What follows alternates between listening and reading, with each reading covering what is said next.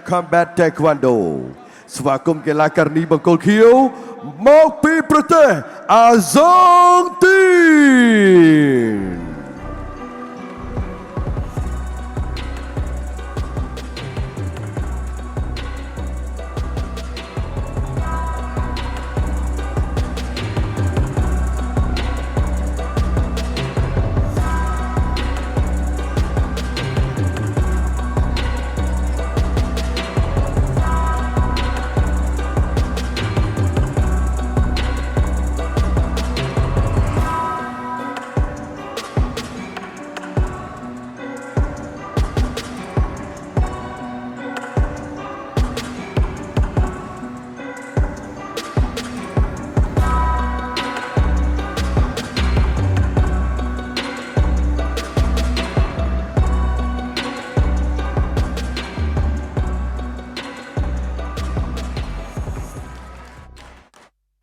កីឡាករនីមកពីអាសង់ទីនបានឡើងមកដល់សង្វៀនរួចរាល់ជាបន្តក៏សូមស្វាគមន៍ដំណើរឡើងមកកាន់សង្វៀនរបស់អ្នកប្រដាល់ដែលមានដើមកំណើតមកពីទឹកដីអង្គរខេត្តសៀមរាបឡើងមកកាន់សង្វៀន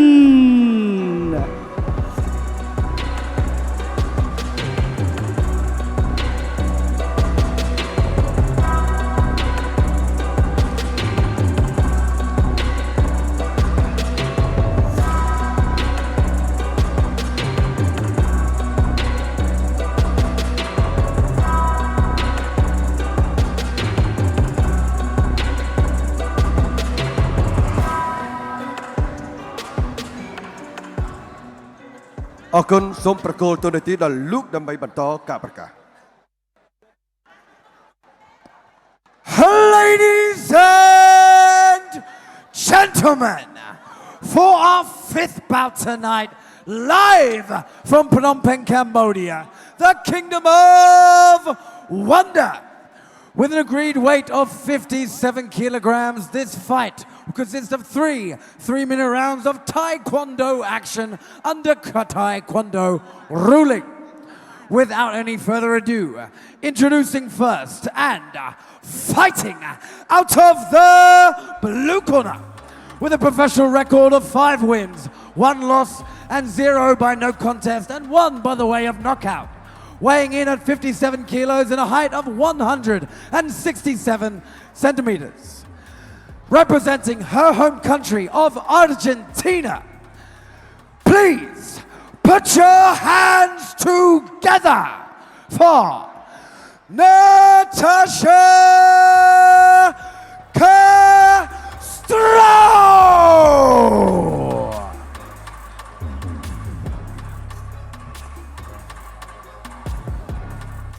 And her opponent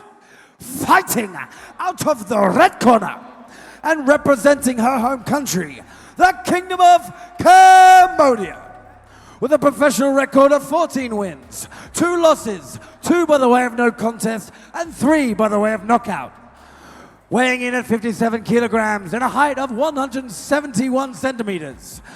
Please, Som Svakomakan Savien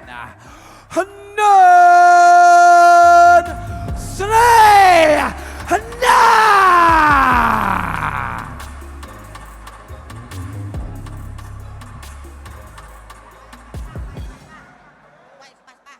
បាទនៅក្នុងការប្រកួតផ្នែកនារី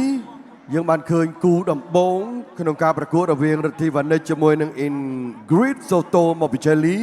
ឥឡូវនេះមកដល់ផ្នែកនារីនៅក្នុងប្រភេទទម្ងន់ដូចគ្នានេះដែរបាទនឿនស្រីណាជាមួយនឹង Natasha Castro ដែលនេះជាបទពិសោធន៍ដំបូងផងដែររបស់នឿនស្រីណាបាទក្នុងនាមជាកីឡាករនីដែលមានជាប់ឈាមជ័រជាអ្នកប្រដាល់បាទជាកូនស្រីច្បងរបស់លោកពុយនឿនដែលជាអតីតបាទកីឡាករប្រដាល់គុណខ្មែរដ៏ល្បីមួយរូបដែរបាទនៅក្នុងត្រកូលពុយ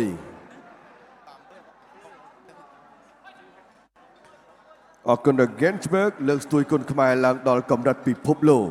បាទ Gensberg មានរង្វាន់ Treasure 8ជារង្វាន់កំណប់ទាំង8មាននៅក្នុងក្រវិលកំពុងលើកទីផ្សារហើយ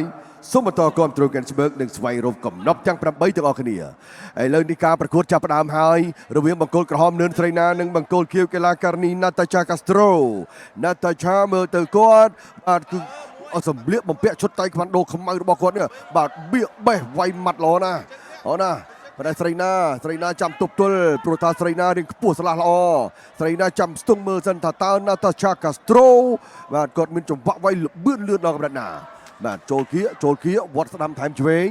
ស្រីណាហាក់ដូចជាមិនទាន់បញ្ចេញស្នៀតរបស់ខ្លួននៅឡើយទេបាទចាំមើល Natasha មកបែបណាសិនបាទចលោដៃបាទ Combat Taekwondo គឺជាការប្រើជើងដ៏រហ័សប៉ុន្តែសម្រាប់ការប្រកួតផ្នែកនារីនេះគឺថាការលើកជើងទាត់ការលើកជើងធាក់ក៏ដោយគឺត្រូវតែលើខ្សែក្រវ៉ាត់បញ្ចោតទាត់ឆ្វេងចូលគៀកស្រីណាមិនសូវជាហ៊ានសម្រុកប្រហែលនេះបាទចាំមើល Natasha មកមុនធាក់ឆ្វេង Natasha គាត់ចង់តែឆក់នឹងដៃយកទៅទេបាទចង់តែឆក់នឹងដៃយកទៅទេបាទស្ទង់មើលឆ្វេងស្ដាំទាត់ឆ្វេងមួយរបស់ស្រីណាបាទស្រីណាមិនទាន់ហ៊ានដើរចូលទេបើទោះបីជាមានសម្លេងបាទពីក្រោមថាឲ្យស្រីណាដើរចូលបានមួយជើងនេះពេញល្អNatasha Castro គៀងចំស្ទង់មើលទៀតបាទស្រីណានឹងខ្ពស់ល្អតែឆ្វេងស្រីណាមិនសូវប្រើដៃគាត់ចូលទៅប្រើជើងដើម្បីទប់ឲ្យធាក់ចេញទៅវិញ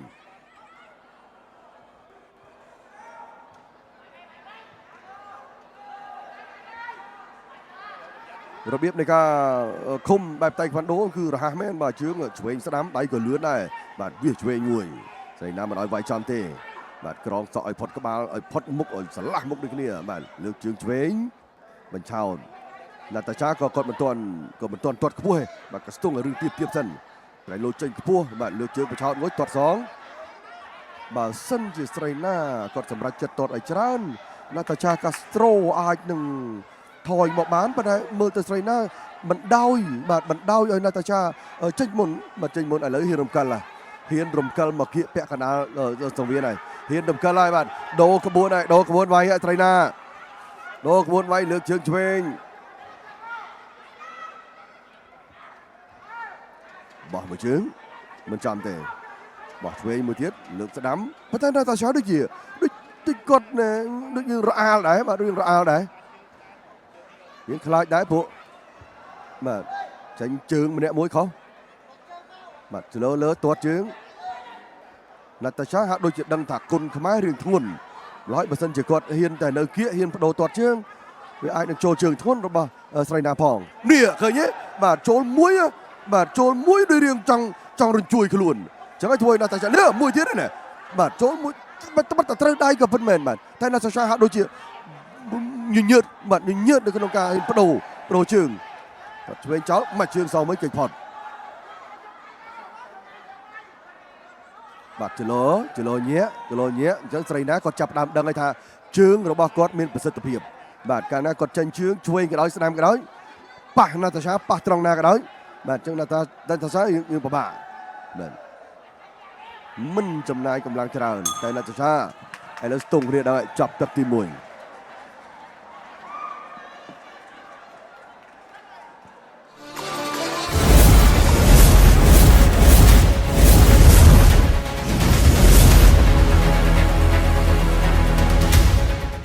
1Boost Strong ប្រភពធម្មពលដ៏សែនឆ្ងាញ់ជាប់ចិត្តរហូតដំណក់ចុងក្រោយ Boost Strong ឆ្ងាញ់រសជាតិដិតជ្រៅ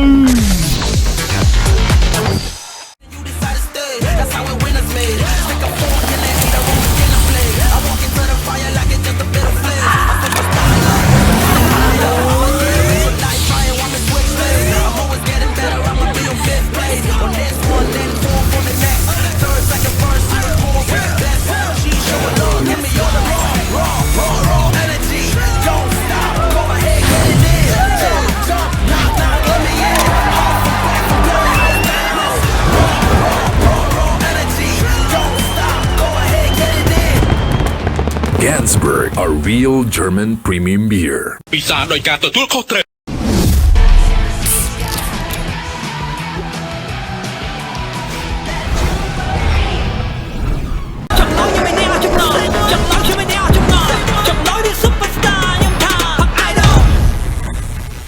Strong ឆ្ងាញ់រសជាតិដិតជ្រៅ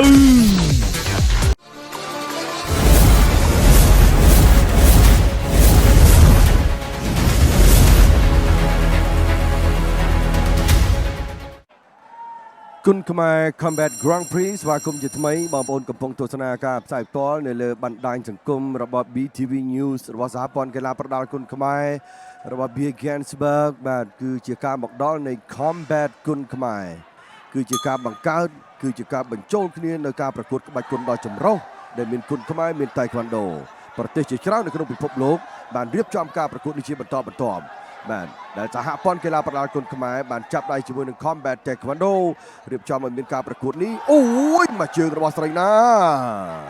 នៅក្នុងទឹកទី2ឃើញថាមួយជើងទៀតរបស់ស្រីណាប៉ុន្តែខ្ញុំសង្កេតឃើញ Natasha បាទ Natasha Castro គាត់មិនបន្ថយវាយទៅស្រោចទេបាទគាត់លោតបញ្ញាក់ប៉ុន្តែគាត់មិនហ៊ានសម្រុកទៅផ្ដាច់បាទអញ្ចឹងគាត់ហាក់ដូចជាដឹងថាស្រីណាប្រេទាត់មួយជើងអូយបាទចូលដៃស្ដាំមួយធ្គាមបាទហើយស្រីណាថយតាមដំណើរបាទថយតាមដំណើរប្រេចាំទប់ Natasha Castro កីឡាករនីរបស់ប្រទេសអាហ្សង់ទីនបាទថ្ងៃនេះឈីលីឈ្នះកីឡាករនីវ៉ានិចបាទផ្នែកក្រោម57នឹងដែរបាទអញ្ចឹងឥឡូវមកដល់អាហ្សង់ទីនវិញម្ដង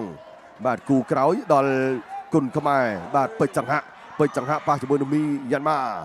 ឥឡូវ Natasha បញ្ញាចុះបញ្ញាឡើងបោះជើងបាច់ជើងមកវិញអត់មានបោះចោលទេបាទអត់មានឈូសចោលទេបាទថាគុណខ្មែរទាត់ដឹងតែទាត់យកវែងបាទមួយយ៉ាងក៏ប៉ុន្តែតៃក្វាន់ដូគឺទាត់យកចំបាទយកចំបែបខ្ពស់បែបផ្សោយបែបណាមួយនោះគឺទៅតាមចង្វាក់នៃការវាយនៃការទាត់មួយជើងបាទមួយជើងទៀតរបស់ស្រីណាបាទតែមួយជើងទៀតរបស់ស្រីណា3ជើងទួនបាទ Natasha ទប់ Natasha បញ្ញាចុះយកឡើង3ដៃ1 2 3អូយលឿនណាស់ឲ្យតែបលែងចូលដៃម្ដង Natasha Castro ស្រីណាសេរីតែជើងមក Natasha ផ្អើលដល់ក្រោយដល់ថយក្រោយមួយជើងទៀតកិច្ចបាទរេមកស្ដាំបន្តិចរេទៅឆ្វេងវិញបាទក្លាសេដែលជាការមិនរក្សាចំហឲ្យនៅស្ងៀមទេស្រីណាយូទាត់ខុសច្រើនដងណាទាត់មួយជើងទៀតលើកនេះចំណែបានល្អចូលគៀកទៅបាទឈានមកជំហានចោលសិនទៅបាទល្អដូចពេលនេះអញ្ចឹងបាទមួយជើងទៀតនេះគឺកិច្ចផុតហើយបាទឃើញថា Natasha Castro ហាក់ដូចជាចង់ឈឺដៃបាទវាមិនចង់យកដៃទប់ដូចមុនទេបាទច្រើនតែកិច្ចមួយជើងទៀតចូលដៃឆ្វេងទៀតហើយមើលទៅមួយជើងលើកនេះកិច្ចបានអត់ចូលបើថាចូលប្រមាណបាទវត្តឆ្វេងបាទសម្លឹងរេទាត់ឆ្វេងមួយជើងសងវិញរបស់ស្រីណាបាទ Natasha មើលទៅឲ្យឡងមកគាត់ឆ្វេងស្ដាំប៉ុន្តែបិទតែអញ្ចឹងមែនបាទចលនា Natasha នេះគឺថាគាត់ចង់វាយឲ្យគៀកពិបាកមិនហ៊ានហើយជើងវែងសំលេងហូរទៅតាមចង្វាក់ទាត់របស់ស្រីណាទាត់ហើយទាត់ទៀតបាទឱកាសនៅក្នុងការទាត់បានរហូតឱកាសល្អឲ្យរបស់ត្រីណាសំលេងហូរឲ្យលូកឆ្វេងចូលមុខបណ្ដៃបានពេញផ្លោះគុំណាល្អមែនទែនត្រីណាចាប់ដាក់បានទាត់ចូលទៀតសងបានពីដៃវិញកិច្ចផុតស្រីណាដឹងហើយថាត្រូវធ្វើបែបណាបាទដឹងថាកីឡាករនីតៃក្វាន់ដូ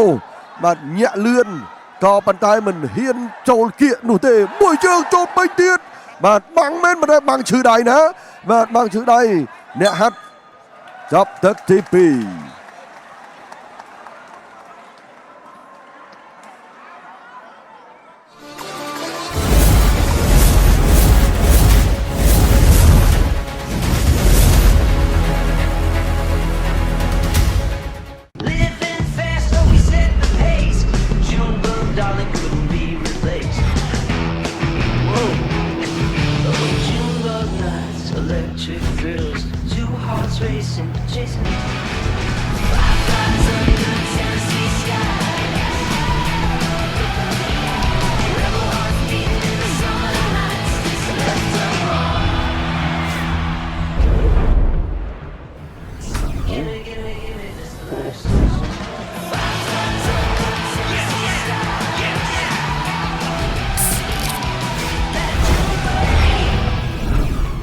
ពិសាដោយការទទួលខុសត្រូវ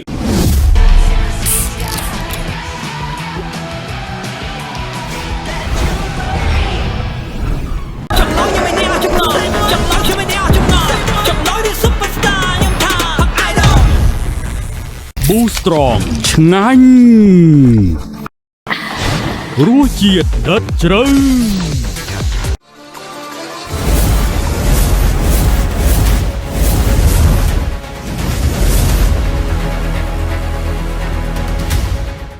ខ្មែរ Combat Grand Prix នេះជាទឹកមុខរបស់កីឡាករនេះទាំងពីររូបនៅក្នុងការត្រៀមប្រកួតទឹកទី3ដែលនាំមកជូនដល់ Gensberg បាទ Gensberg នាំយកគុណខ្មែរទៅឆាកអន្តរជាតិក្រុមហ៊ុន Gensberg បានលើកស្ទួយកីឡាករគុណខ្មែរវ័យក្មេង4រូបបាទនឹងអមទៅដោយការប្រកួតតៃក្វាន់ដូលក្ខណៈជា4គូមកចូលរួមប្រកួតនៅក្នុងព្រឹត្តិការណ៍ដ៏ធំលំដាប់ពិភពលោកនេះឥឡូវនេះក្នុងចំណោម4រូបយើងឃើញថាប្រកួតផ្នែកនារីចូលដល់កីឡាករនេះទី2ហើយបាទចំណែកឯផ្នែកកីឡាករឃើញថាកីឡាករកម្ពុជាប្រកួតបែបគុណខ្មែរទទួលជ័យជំនះដូចគ្នាទាំងសំណាងណូទាំងរឿងចត្រាចូលដល់ទឹកទី3រវាងកីឡាករនេះនឿនត្រៃណាស្វាក់អមទឹកចូលមកជើងទៀតរបស់នឿនត្រៃណាវាយ2 3ដៃសងវិញ2កាណាតាសាកាស្ត្រូមកជើងហើយមកជើងទៀតណាតាសាចេញដៃឆ្វេងស្ដាំយ៉ាងលឿនណាតាសាមិនចំណាប់ទាត់ត្រៃណាចំណាប់ទាត់មួយចំណាប់ដៃមួយចំណាប់ជើងបាទដាក់យើងបញ្ញត់វាចូលឡើងឆ្វេងស្ដាំវាក្រាបទាត់កាត់សងវិញមិនសូវចង់ធាក់ប្រមាណទេបាទសម្រាប់មិនចង់ប្រើជើងបាទព្រោះដឹងថាបើលេងជើងរៀងលបឿនជើងរបស់ស្រីណារៀងធ្ងន់ស្រីណាបាទដែលមានដើមកំណើតអ្នកសៀមរាបកំពុងតែទស្សនាយ៉ាងច្រើនកកហើយពីខាងខេត្តសៀមរាបបាទពុកម៉ែបងប្អូនអ្នកសៀមរាបសម្បូរអ្នកបដាលណាបាទសម្បូរអ្នកបដាលណាសម្បូរក្លឹបបដាលស្ទើរតែគ្រប់ស្រុកហើយនៅខាងខេត្តសៀមរាបដូច្នេះនឿនស្រីណាជាផ្នែកមួយនៃមោទនភាពបាទរបស់កីឡាករនីកម្ពុជាមហាត់ជម្រើសជាតិផ្នែកគុណខ្មែរមានឱកាសប្រកួតជាមួយជើងខ្លាំងមកពីប្រទេសអាសង់ទីនមកជើងទៅមកដៃមកវិញបាទត្រីណាថយមែនបាទគាត់ថយមានផ្លាំងវាយបាទតែគាត់កាលណាតុតវាវទៅគឺធ្វើឲ្យកីឡាករនេះអាសង់ទីនគឺក៏ដកលាលោកឆ្វេងរបស់ណាតាសាកាស្ត្រូបាទត្រីណាថយធាក់មកជើងទៀតរបស់ត្រីណាបាទហ៊ានសម្រុកចូលចុងទឹកទេមានបងប្អូនយើងក៏ស្រែកតាស្រីណាអើយចូលចុងទឹកនឹងត្មងទៅបាទក៏ប៉ុន្តែមិនអាចសម្រេចចិត្តភ្លាមបានទេមើលចោលបាទខាងអាសង់ទីននោះក៏ចំណាប់ដែរគាត់តែស្រីណាគាត់ប្រកែបិទបាទអាសង់ទីននោះបញ្ញាក់ចុះបញ្ញាក់ឡើងនេះបញ្ចាញ់បញ្ញាក់វិញពិបាកដែរទាត់របស់ស្រីណាបាទចូលវាយឆ្វេងវិញហុកចូលគុំទៅជាបាទស្រីណាសម្លឹងបោះមួយជើងសងមួយជើងអត់មានបោះត្រង់ទេស្រីណាបាទទាត់យកកាប់ចូលឆ្អឹងរីនឹងតែម្ដងបាទកាប់ឆ្អឹងនេះបចោតមកជើងទៀតបាទម៉ាំងណែនម៉ាំងអ៊ូលបាទលើឬក្រោមធាក់ស្ដាំមួយជើងរបស់ណាតាសាតាត់សងទៅវិញអូយស្ដាំមួយនេះបាទយកល្អណាស់ពីណាតាសាតាមទាត់វិញសិនណាតាសាគាត់ច្បក់ទៅមិនគាត់ចង់ឲ្យចំម៉ាំងចូលគៀកម៉ាំងហ្នឹងបាទប៉ុន្តែអត់ទេបាទស្រីណារក្សាចម្ងាយមួយដែលធ្វើឲ្យណាតាសាពិបាកនៅក្នុងការវាចូលគៀកអញ្ចឹងកាលណាបខំចូលគៀកគាត់ទាត់កាត់បាទបខំចូលគៀកទាត់កាត់នេះជាការទាត់ហើយទាត់ទៀតរបស់នឿនស្រីណានៅសល់50វិនាទីជាងទៀតនៅក្នុងទឹកទី3 2ដៃនេះគឺផុតសងមួយជើងវិញផុតដូចគ្នារៀងអស់កម្លាំងរៀងអស់កំសួលដូចគ្នាហើយបាទរៀងអស់ទៅវិញទៅមកហើយនៅចុងទឹកនេះបាទការប្រើកម្លាំងដ៏ច្រើនរបស់កីឡាករនេះទាំងពីររូប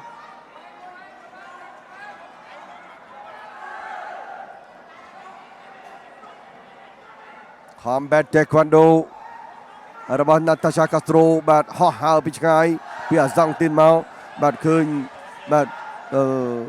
អេឧត្តមខៅឆាយប្រធានសហព័ន្ធកីឡាផ្ដាល់គុណខ្មែរបាទគាត់តែប្រហែលអាទិត្យមុនទៅដល់ប្រេស៊ីលបាទមកដល់វិញគឺមានប្រេស៊ីលមានអាសង់ទីនមានឈីលីមកប្រកួតតែម្ដងអញ្ចឹងមិនថាការទំនាក់ទំនងលឿនបាទបង្ហាញឲ្យឃើញនៅការរៀបចំការប្រកួតបានដោយចាប់ផ្ដើមពេលនេះជាចំណុចចាប់ផ្ដើមដ៏ល្អបាទចំណុចតទៅមុខទៀតគឺកាន់តែល្អនៅក្នុងការបញ្ជ្រាបគុណខ្មែរឲ្យពិភពលោកបានស្គាល់កាន់តែច្បាស់ឲ្យបានរីកសាយភាយកាន់តែច្រើនបាទនៅតាមបណ្ដាប្រទេសនានាដែលចង់ស្គាល់គុណខ្មែរលោកម្ដាយម្នាក់ចុងក្រោយចប់ទឹកទី3បាទចប់ទឹកទី3ដោយការប្រកួតប្រជែងដ៏ស្វិតស្វាញរវាងកីឡាករនីកម្ពុជា និងកីឡាការិនីមកពីប្រទេសអាសង់ទីន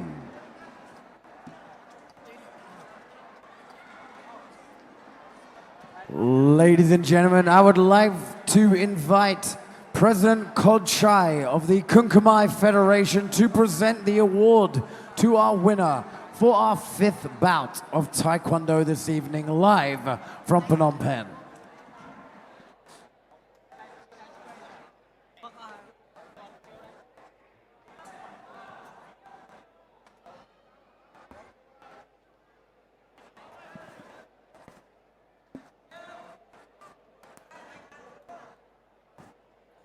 Vâng.